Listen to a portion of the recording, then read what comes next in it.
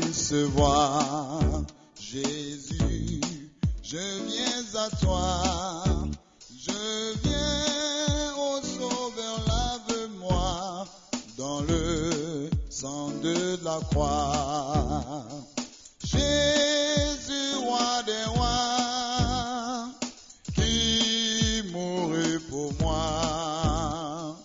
Je veux mourir avec toi. D'apprendre donc auprès de notre doyen. Et pour ce faire, nous allons ouvrir nos Bibles, si vous le souhaitez, dans le livre Luc au chapitre 18.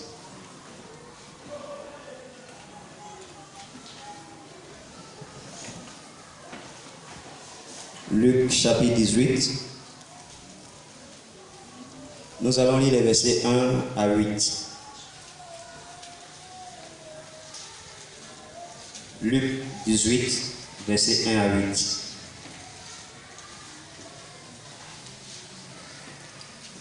Il est dit ceci. Jésus leur adressa une parabole pour montrer qu'il faut toujours prier et ne point se relâcher. Il dit, il y avait dans une ville un juge qui ne craignait point Dieu et qui n'avait d'égard pour personne. Il y avait aussi dans cette ville une veuve qui venait lui dire, fais-moi justice de ma partie adverse. Pendant longtemps, il refusa. Mais ensuite, il dit en lui-même, quoique je ne craigne point Dieu et que je n'ai d'égard pour personne, néanmoins, parce que cette veuve m'importune, je lui ferai justice, afin qu'elle ne vienne pas sans cesse me rompre la tête. Verset 6. Le Seigneur ajouta, entendez ce que dit le juge inique. Et Dieu ne fera-t-il pas justice à ses élus qui crient à lui jour et nuit, et tardera-t-il à leur égard? Je vous le dis, il leur fera promptement justice. Mais quand le Fils de l'homme viendra, trouvera-t-il la foi sur la terre?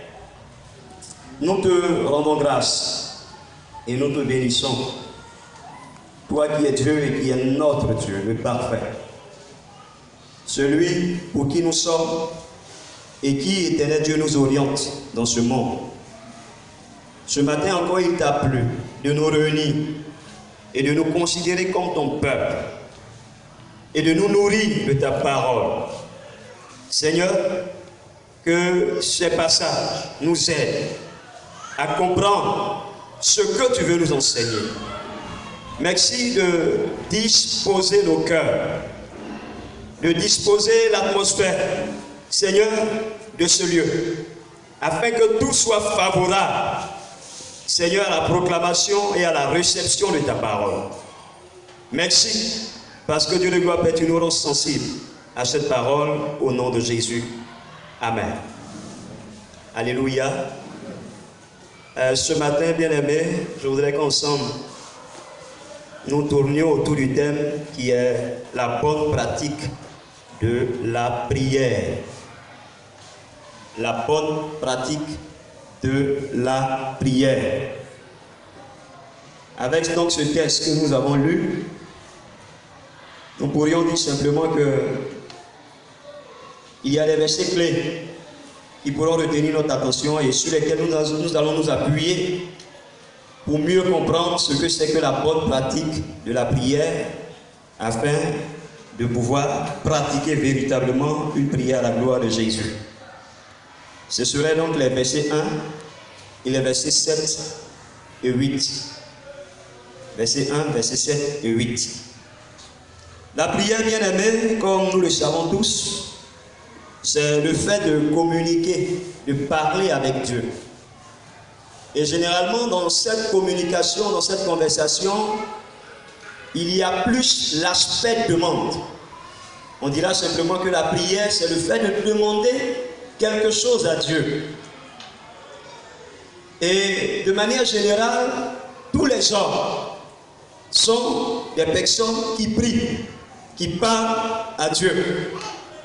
Depuis l'histoire de la création, quand nous jetons un regard dans le livre de la Genèse, et même quand nous regardons encore après nous dans le livre de l'Apocalypse, le thème, le mot prier, à son sens, est rattaché à une conversation, une relation entre l'homme et Dieu. Quelquefois, il est dit même que les âmes qui ont été martyrisées, eux-mêmes crient vengeance et appellent Dieu. C'est-à-dire qu'ils prient Dieu, ils appellent le secours de Dieu. Et donc, depuis donc la création, l'homme exerce cette activité qui est la prière.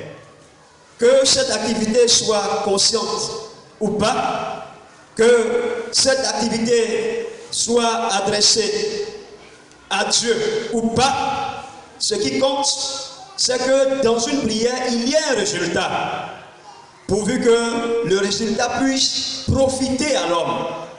C'est en ce sens que nous voyons que les hommes ont commencé à s'adresser à des divinités, c'est-à-dire eux-mêmes, ils ont décidé de choisir certains démons à qui ils attribuent les attributs de Dieu, qu'ils appellent Dieu leur Dieu. C'est pourquoi on dira qu'il y a des faux dieux. Pas qu'ils ont été créés en tant que Dieu, mais parce que l'homme les a considérés comme Dieu. Seulement parce que quand ils ont été invoqués, il y a eu réponse. Vous verrez que des personnes, des hommes, des êtres humains considèrent des montagnes comme Dieu, parce que c'est pas dans leur désespoir, ils se sont adressés à la montagne, viens à mon secours, et puis bon, selon eux, les démons qui sont dans la montagne ont agi d'une certaine manière. D'autres également appellent les eaux les dieux, d'autres les bois les dieux, de sorte que la prière soit adressée partout et à n'importe qui, pourvu que le résultat puisse profiter. Malheureusement, le chrétien à qui le véritable Dieu s'est révélé, à qui, celui à qui doit être adressée normalement toute prière qui doit quitter cette terre, celui qui s'est présenté comme le Dieu véritable, qui exauce et qui agit, et même il s'est révélé à nous comme le Créateur, celui qui nous a créés et celui qui a un avenir pour nous. Malheureusement, nous rentrons dans la danse de la plupart des hommes, de sorte qu'au lieu d'adresser nos prières à Dieu, il nous arrive quelquefois, pas nous, il vous arrive, ou il arrive à certaines personnes parmi nous, de se cacher et aller adresser des prières à d'autres divinités, bien malheureusement. Des chrétiens qui mettent des voiles et qui partent consulter, qui partent regarder ailleurs et qui ont tendance à dire que le Seigneur appelle les autres humains à pouvoir s'aider soi-même. La pensée générale, c'est aide-toi et Dieu t'aidera. C'est malheureux. Ce Dieu qui est tout puissant, qui peut faire tout dans notre vie, nous avons besoin nous-mêmes de nous aider afin qu'il nous aide. Bien aimé, c'est pas juste, c'est pas vrai. Encore ceux-là qui se sont efforcés de rester dans la bonne pratique de prière ont vu leur conscience être orientée autrement. De sorte que, bien que étant dans la maison de Dieu, ne fréquentant pas ou bien n'adressant pas des prières à des divinités, les consciences ont été détournées par des manières de faire dans la prière qui ne donnent pas l'occasion à Dieu d'intervenir dans notre vie. On parlera de la prière par substitution, c'est-à-dire qu'on est chrétien, on est dans la maison de Dieu, et puis on compte sur quelqu'un d'autre pour faire notre prière à notre place. Ce qui a donné l'occasion à l'élévation de plusieurs prophètes, que certains ont l'habitude d'appeler mon prophète, ma prophétesse. C'est-à-dire qu'on est là, dans l'église, et puis on a des personnes aux ressources sur lesquelles on s'appuie.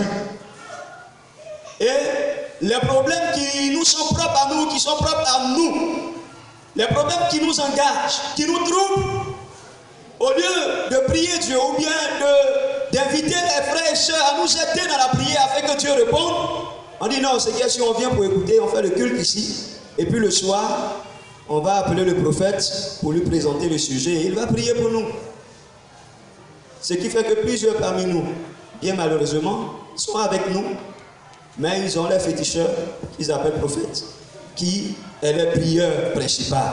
C'est-à-dire qu'au lieu eux-mêmes de s'adresser à Dieu, ils cherchent des personnes sur lesquelles s'appuyer pour s'adresser à Dieu. À me faire rappeler, à l'école primaire, il y avait dans le royaume, je crois, Mandingue, un roi, je ne sais pas si c'est Omatal ou bien quelqu'un comme ça, qui indexait ou qui choisissait des personnes pour faire ses prières à sa place. Comme il était musulman, il choisissait des personnes.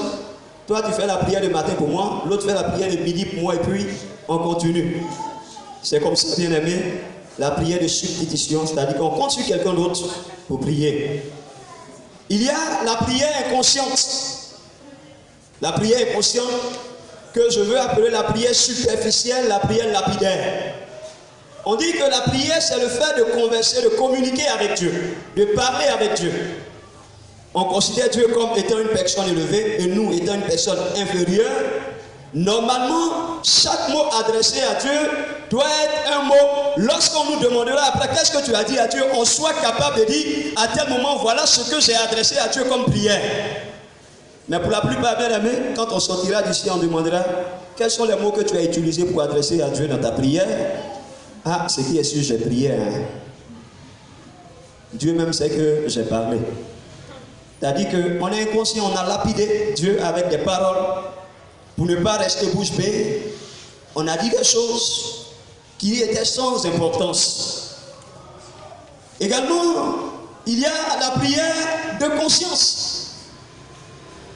Se flatter d'avoir prié. Il y a des personnes ici qui ont mis dans leur carnet, dans leurs notes, au plus profond de leur cœur, que les réunions de mardi soir, jeudi soir et toute autre réunion qui concerne l'église, vraiment, Dieu même sait que eux là, ils ne sont pas dedans. Parce que c'est le dimanche seulement qui est leur jour de rencontre avec Dieu. C'est le dimanche qu'ils doivent venir à l'église, qu'ils viennent pour prier, qu'ils viennent pour faire autre chose. Dans tous les cas, s'ils sont là dimanche, dans tous les cas, Dieu même sait qu'ils sont chrétiens et eux aussi savent qu'ils sont chrétiens. Et ce sont des personnes qui adressent des prières à Dieu. Tout ce qui s'est passé, ou tout ce qui s'est passé depuis matin jusqu'à maintenant, et après maintenant, dans tous les cas, lui il est venu, il est parti. Même si de suite il a reçu un appel urgent, ou bien même si de suite il décide lui-même de quitter cette salle, pour lui, il a prié Dieu. Les autres jours, il dort, il se réveille, il mange, jusqu'à ce que dimanche arrive, pour qu'il ait l'occasion de se présenter devant Dieu pour dire qu'il a prié Dieu. Il y a aussi ce qu'on appelle la prière idolâtrée, la prière de l'idolâtrie. Des personnes qui se lèvent et qui prennent la Bible, une fois qu'ils sont levés, ils ont touché la Bible, ils ont prié. La journée est gagnée. Ou bien carrément, ils se mettent à lire un passage, deux passages, c'est fini. Ils ont prié comme ça. Ou bien, quand tu arrives chez eux, la Bible est toujours ouverte. Quelqu'un a dit qu'on dit Bible se ferme jamais. Que quand tu fermes Bible là, c'est pas bon. Il faut ouvrir toujours ta Bible. Donc dans sa maison, quand tu rentres, sa Bible est toujours ouverte. Donc il a prié. Bien aimé, le fait de lire la Bible ne remplace pas la prière. Tu peux lire la Bible, tu peux lire toute la Bible par jour. Chaque jour, tu peux lire Genèse et Apocalypse. Mais ça ne remplace pas la prière. Tu peux ouvrir ta Bible, tu peux la fermer, ça ne remplace pas la prière. Il y a des personnes également qui ont des chants qui leur sont propres. C'est-à-dire qu'ils aiment tellement ce chant-là. Donc quand ils chantent ce chant, c'est comme s'ils ont prié.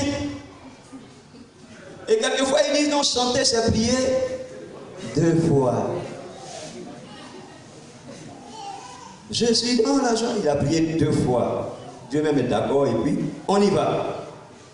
Ou bien il dit, bon, moi-même, Dieu même sait que je ne sais pas chanter, mais au moins dans mon portable, je peux mettre une musique. Donc il met une musique, il écoute 5 à 6 heures, il écoute 5 minutes de musique, il a prié, la journée est gagnée, on s'en va. Il y a des personnes également qui se basent sur la notoriété de leur pasteur pour pouvoir se convaincre d'être dans une position de prière avec Dieu. Il y a quelqu'un, quand j'étais en stage dans la région de Bondoukou, quand on est au village et puis les chrétiens viennent d'Abidjan, pasteur pour ça, et puis, pasteur, c'est le pasteur Poignon qui m'a recommandé, tu le connais, non? Il dit, oui, je le connais, c'est le doyen. Il dit, c'est mon pasteur, c'est mon pasteur. Ok, c'est fini pour lui. D'ailleurs, pour lui, il a une bonne relation avec le pasteur, et puis bon, c'est terminé. D'autres même pour t'impressionner, ils disent non, tu connais tel pasteur qui passe beaucoup à la télé là. C'est lui qui m'a baptisé. T'as dit toute sa vie se résume à ça. Quand on parle de vie de prière, non, je connais le pasteur tel, je connais tel, je connais tel, je connais tel. Ok. On est d'accord, tu connais tel, mais cela ou cela ne remplace pas ta vie de prière. Il y a des personnes également qui prennent le titre Assemblée de Dieu. Une église respectée, une église évangélique, une église puissante qui est représentée un peu partout. Dans la Côte d'Ivoire. Et quand tu parles, moi je suis chrétien Assemblée de Dieu, quand même. Ça vaut quelque chose quand même. Dieu même reconnaît que je suis chrétien Assemblée de Dieu. Bien aimé, ça, moi j'appelle ça la prière idolâtrie. C'est-à-dire que tu te convaincs de quelque chose qui n'est pas en réalité. Comme nous lisons le verset 8b, le dernier verset de notre passage, Jésus a dit ceci, mais quand le Fils de l'homme viendra, trouvera-t-il de la foi sur la terre? Quand le Fils de l'homme viendra, trouvera-t-il la foi sur la terre? Bien-aimé, permettez-moi d'essayer de répondre à Jésus là. Seigneur, tu trouveras de la foi sur la terre. Parce que il a dit que depuis le sacrifice de Jésus à la croix jusqu'à aujourd'hui, est-ce qu'il y a eu une année où il n'y a pas existé de chrétiens?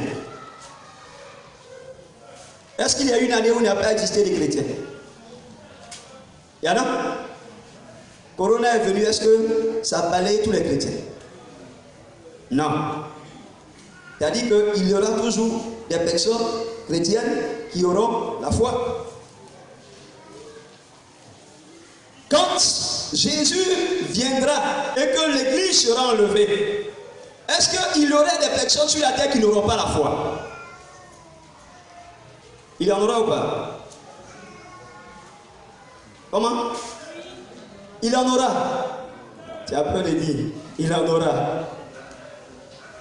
Si on parle des personnes qui seront sauvées comme au travers du feu, ceux qui écoutent maintenant et qui ne croient pas, quand Jésus va venir, leurs yeux vont s'ouvrir et ceux-là, ils sauront qu'il y a un jugement éternel.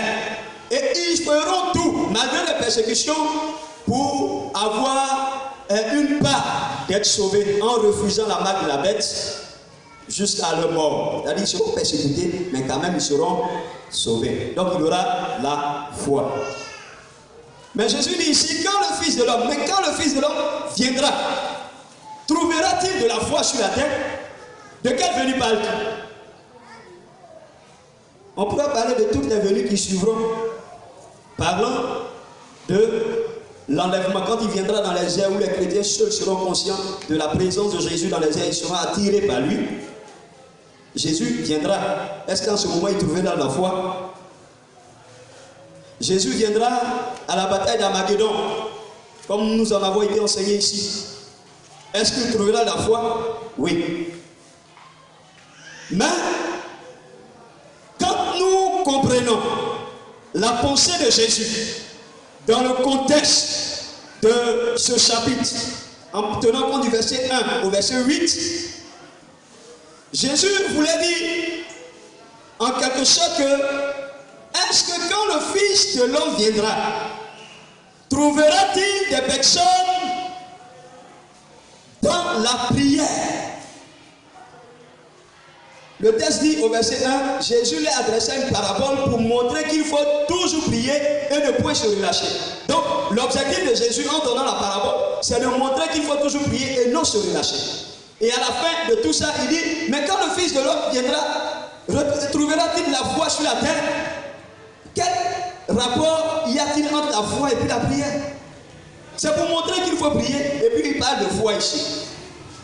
En réalité, il veut dire, quand il reviendra, est-ce qu'il y aura des personnes qui pratiqueront toujours la prière? Est-ce qu'il y a des personnes qui exprimeront leur foi au travers de la prière? Est-ce qu'il y aura des personnes qui seront toujours en train de collaborer avec Dieu? C'est ce qu'il veut dire ici. Est-ce que quand le Fils de l'homme viendra, trouvera-t-il des hommes dans la prière ou trouvera-t-il des hommes de prière? Trouvera-t-il des personnes en conversation avec lui? Ça veut dire que pour Jésus, la prière est l'expression d'une foi véritable en Dieu. La prière exprime notre foi. La prière, pour Jésus, montre, justifie notre foi. Pour Jésus, montrer sa foi, justifier sa foi, revient à présenter à Dieu une vie de prière. Dire que tu as la foi veut dire que tu es quelqu'un qui a une vie de prière, qui converse avec Dieu, qui parle avec Dieu. Ça, c'est ce que Jésus veut dire là. Il assimile donc la foi à la prière. Quand le Fils de l'homme reviendra, trouvera-t-il la foi? Ou quand le Fils de l'homme reviendra, trouvera-t-il des hommes en prière? En d'autres mots, est-ce que Jésus, à son retour, va trouver des chrétiens qui prient? Voici la question. Est-ce que Jésus, quand il va revenir, va te trouver en prière? Que chacun se pose la question. Tu mets ton nom. Est-ce que quand Jésus va venir, il va me trouver dans la prière? Est-ce qu'il va me trouver comme étant quelqu'un qui est en communion avec lui dans la prière? Si oui, comment voudra-t-il voir ces chrétiens-là dans la prière? Si oui, si lorsque Jésus reviendra, il trouvera des personnes dans la prière, présentant ainsi ou démontrant ainsi la foi à Dieu, comment Jésus voudrait que ces personnes-là soient engagées dans la prière? C'est ce que nous essayerons bien aimé de relever avec 3 points. D'abord, comment Jésus veut nous voir en prière, ou comment Jésus veut nous voir prier? La prière doit être pour le chrétien un devoir et une obligation. Ça ne doit pas être une option. C'est-à-dire que si je veux, je prie. Ça doit être un devoir. Ça doit être une obligation. Il dit ceci au verset 1. Jésus lui adressa une parabole pour montrer qu'il faut prier. Qu'il faut prier. Il ne dit pas qu'ils ont le choix de prier. Il dit qu'il faut prier. C'est-à-dire que c'est une obligation.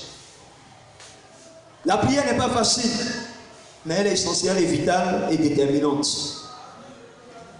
Quand nous lisons Luc 22, le verset 46, Jésus s'adressa à ses disciples endormis. Il a dit quelque chose que nous allons relever et qui certainement va aider quelqu'un. Verset 46, il a dit ceci, et il leur dit, et Jésus leur dit, pourquoi dormez-vous?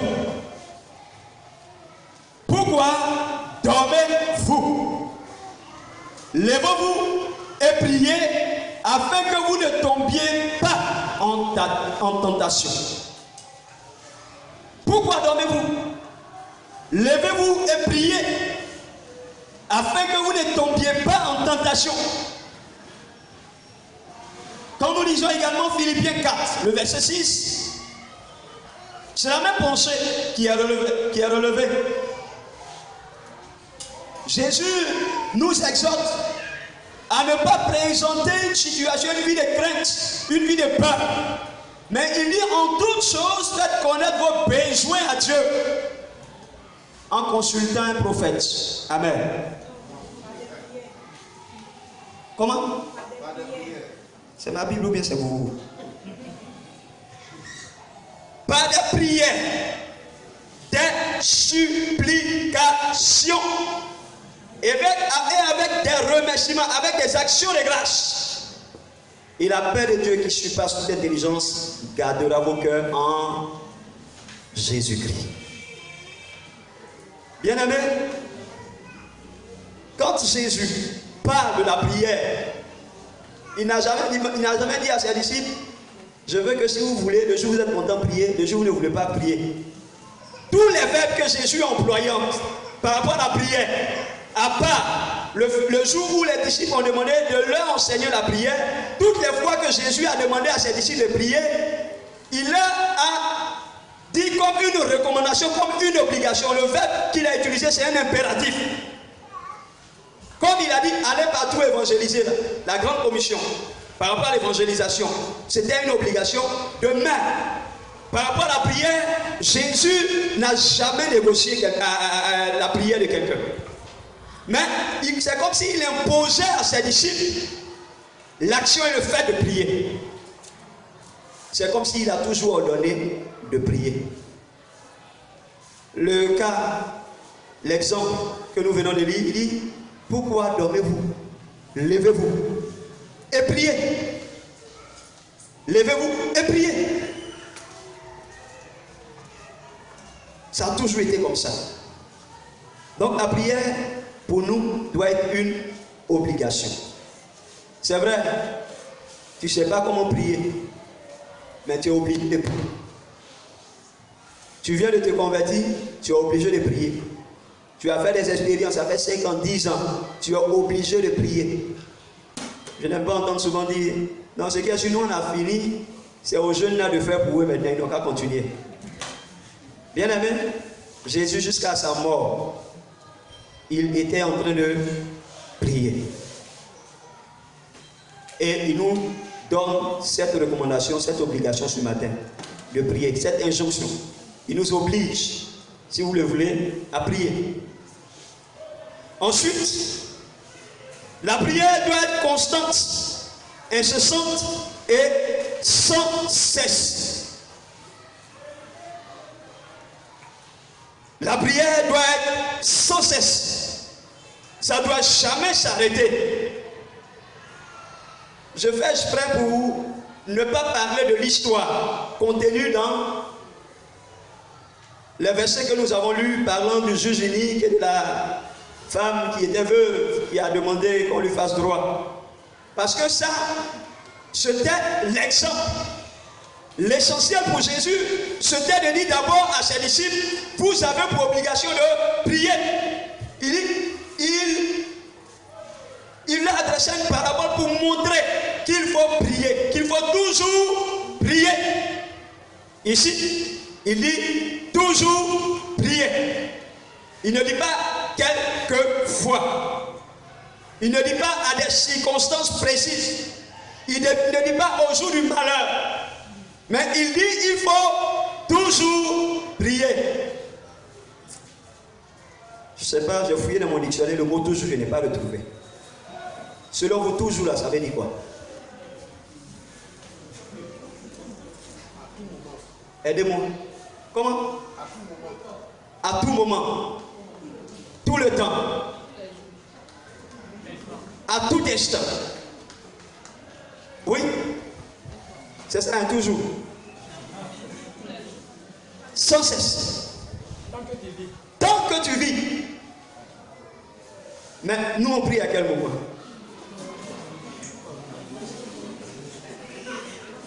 Au jour du malheur ou bien au jour de la joie?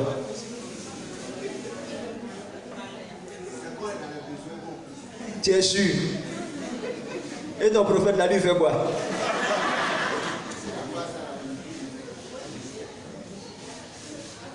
Ok. À quel moment on prie? Quand on veut manger, oh voilà, merci beaucoup maman. Les 3 prières des chrétiens. Seigneur béni ce repas, amen. Seigneur béni ce repas, amen. Seigneur béni ce repas, amen. La journée est gagnée. Quand on veut dormir aussi, Seigneur garde-moi, les sorciers sont trop, il faut me garder, amen. Et quand on se réveille aussi, Seigneur la journée est longue, il faut me garder, amen. Vous voyez, ça fait combien de prières? Non, ça ne fait pas 3. 5. Il y a pour d'autres, c'est 4, c'est pas tout le monde qui déjeune. Vous voyez, ça fait 5. Et on est de bons prieurs. Alléluia. Alléluia. Vous voyez, bien-aimé, Jésus dit qu'il faut toujours prier. Il a adressé la parabole pour montrer qu'il faut toujours prier. C'est-à-dire qu'il voulait leur dire, en fait, ce que je veux, en vous parlant maintenant, c'est que vous priez toujours. Je n'ai pas besoin de vous montrer une parabole pour voir le bienfait de la prière, mais vous avez pour obligation de prier toujours. Que vous soyez content, que vous ne soyez pas content, priez. Que vous soyez dans une position défavorable, dans une position favorable, priez. Alléluia. Il y a des personnes, si Jésus exhorte les sujets aujourd'hui, on va plus les voir à l'église. Alléluia. Il faut toujours prier. Dans le malheur, dans la joie, dans l'allégresse, il faut toujours prier. Il faut prier sans cesse. 1 Thessaloniciens 5, le verset 17. Paul disait aux disciples de Thessalonique qui étaient de nouveau convertis, il a dit priez sans cesse. Priez seulement. Ne vous arrêtez pas, priez seulement. Éphésiens 6, le verset 18, que nous allons lire. Celui qui a trouvé peut faire la lecture. Éphésiens 6, le verset 18.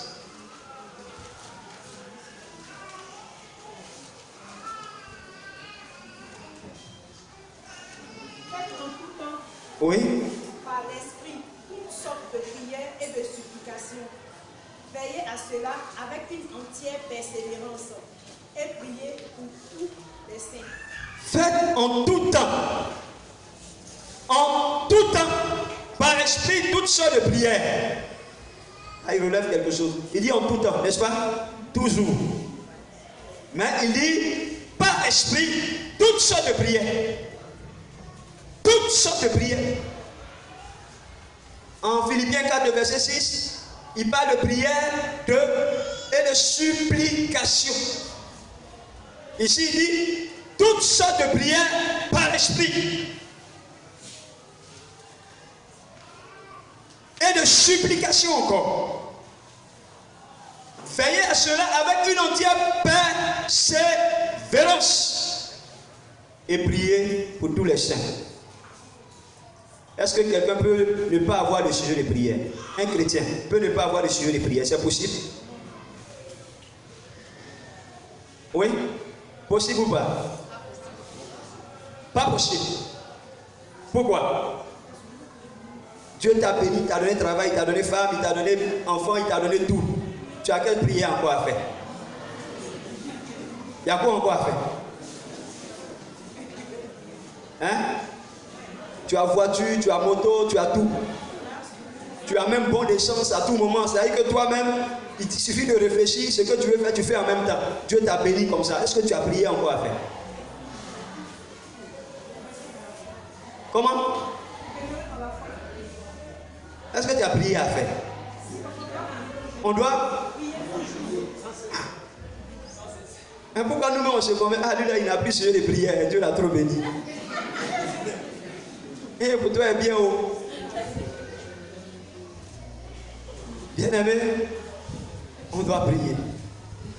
Le chrétien qui n'a pas de vie de prière, en fait, il n'est pas gentil, il est méchant. Paul termine ici, il dit, priez et priez pour tous les saints. C'est-à-dire, si tu as fini de prier pour les chrétiens de la Côte d'Ivoire, il y a pour Ghana. Vous voyez, non? C'est-à-dire, si tu fais tout cela, tu as prié pour eux, vraiment, il y a aussi les inconvertis. Il faut prier encore. Les 7 milliards d'habitants dans le monde.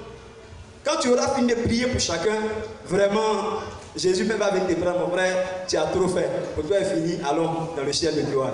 Tu as fini pour toi. Tant que nous sommes sur la terre, bien-aimés, nous sommes invités à prier sans cesse et en tout temps et dans toutes les circonstances. Voilà comment Jésus veut que nous prions. Pour leur montrer qu'il faut d'abord prier, mais qu'il faut toujours prier.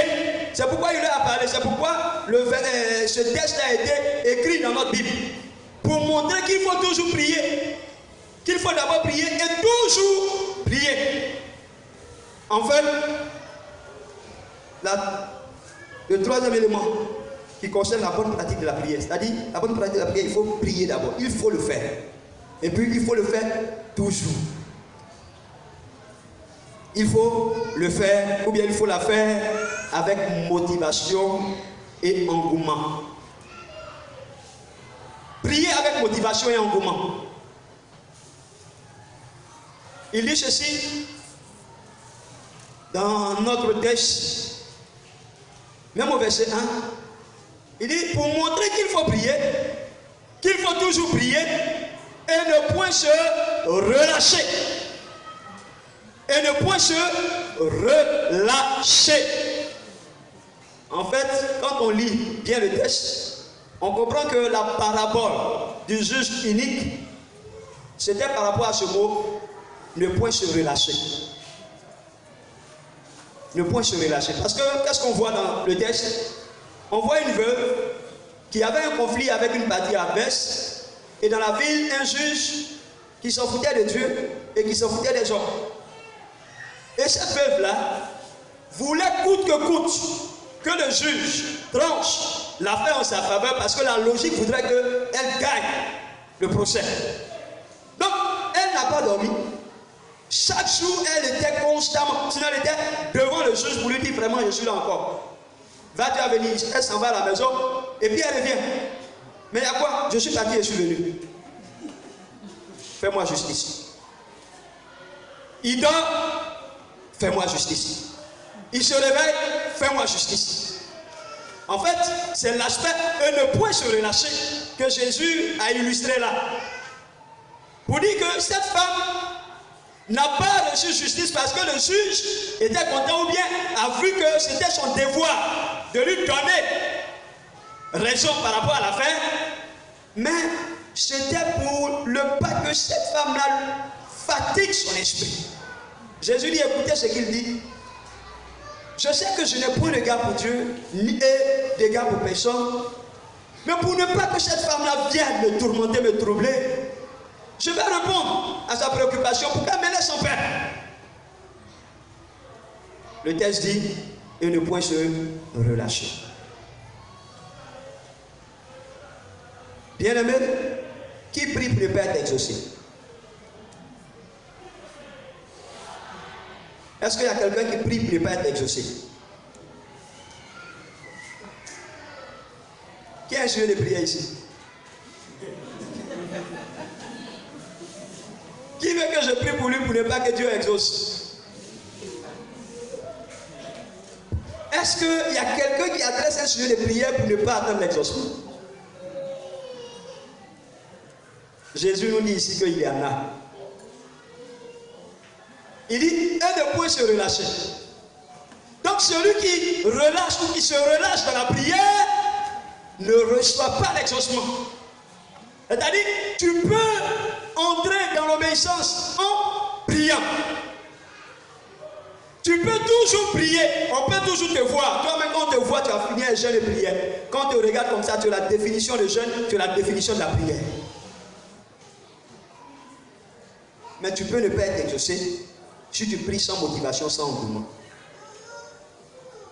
Si tu te relâches.